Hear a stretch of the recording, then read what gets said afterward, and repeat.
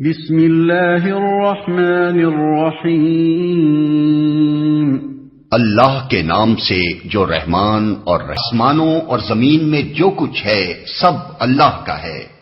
تم اپنے دل کی باتیں خواہ ظاہر کرو یا چھپاؤ، اللہ بہرحال ان کا حساب تم سے لے لے گا۔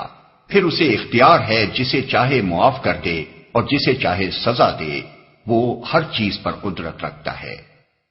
آسمانوں، یہ خاتمہ کلام ہے، اس لیے جس طرح سورت کا آغاز دین کی بنیادی تعلیمات سے کیا گیا تھا، اسی طرح سورت کو ختم کرتے ہوئے بھی ان تمام اصولی امور کو بیان کر دیا گیا ہے جن پر دین اسلام کی اساس قائم ہے۔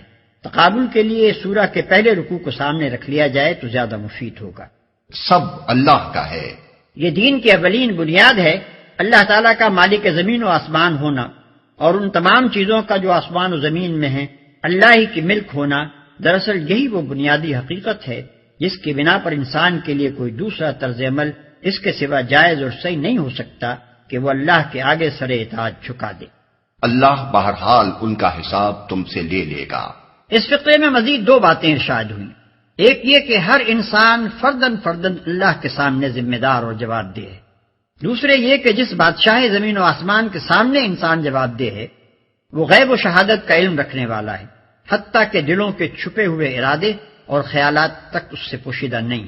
وہ ہر چیز پر قدرت رکھتا ہے۔ یہ اللہ کے اختیار مطلق کا بیان ہے، اس کو کسی قانون نے باندھ نہیں رکھا ہے کہ اس کے مطابق عمل کرنے پر وہ مجبور ہو، بلکہ وہ مالک مختار ہے، سزا دینے اور معاف کرنے کے کلی اختیارات اس کو حاصل۔